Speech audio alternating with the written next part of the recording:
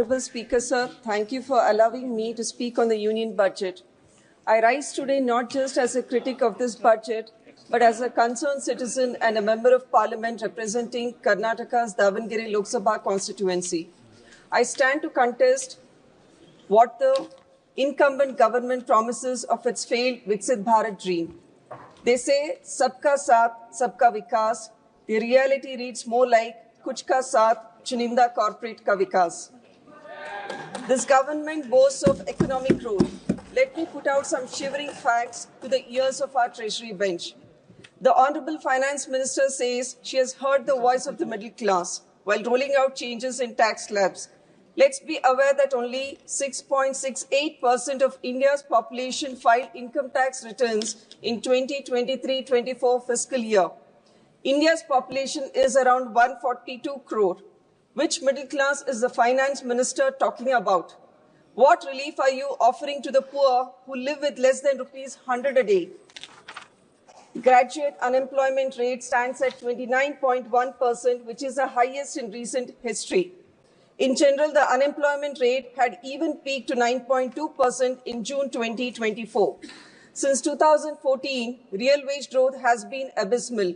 Agricultural laborers' wages increased by just 0.8%, non-agricultural workers by 0.2%, and construction workers face negative wage growth. The number of billionaires has surged to 200, with the wealth rising 41% in 2024, while the top 1% now control more than 40% of India's wealth, which is the highest inequality since the British rule. The public sector banks have written off 9.90 lakh crore in bad loans to corporates in the past 5 years. Is this Viksit Bharat? The household debt is at a record 39% of GDP. 100 million promised manufacturing jobs which never materialized. 24 lakh SMEs units have shut down since 2015-16. The communal violence is at its peak. Has the government uttered a single word on the need for secularism and brotherhood? This is the state of Viksit Bharat we are living in. Vikas of Viksit Bharat is completely lost and nowhere to be seen. The gross injustice the NDA government has done to India cannot be washed off even if they take a dip in the holy Kumbh Mela. Our farmers are struggling with the NABARD allocation slashed by 58%, and cooperative banks tripled, forcing lakhs of farmers into private moneylenders' hands. Meanwhile, the government remains silent on legally guaranteeing MSP, leaving farmers vulnerable to exploitation. Honorable Speaker, sir, let me now turn to what I call this government's triple talaq on rural India, the systematic dismantling of Manrega, NABARD, and our self-help groups. As a doctor, I present the latest chapter in this government's healthcare horror story. The finance minister has allocated rupees 99,858 crore for healthcare in financial year 25-26. Let me give you the real prognosis. The current medical inflation rate in India is 14%, which is highest among Asian countries, including China.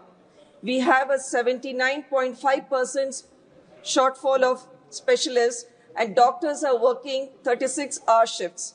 Let's talk about priorities. India's healthcare spending stands at just 2% of GDP. For a nation aiming to become a developed economy by 2047, how can we dream of a Viksit Bharat when lakhs of people still go bankrupt over hospital bills? Even the PPP model is suffering with no governance structure and zero ownership. It's become nothing more than publicity, propaganda, and photography.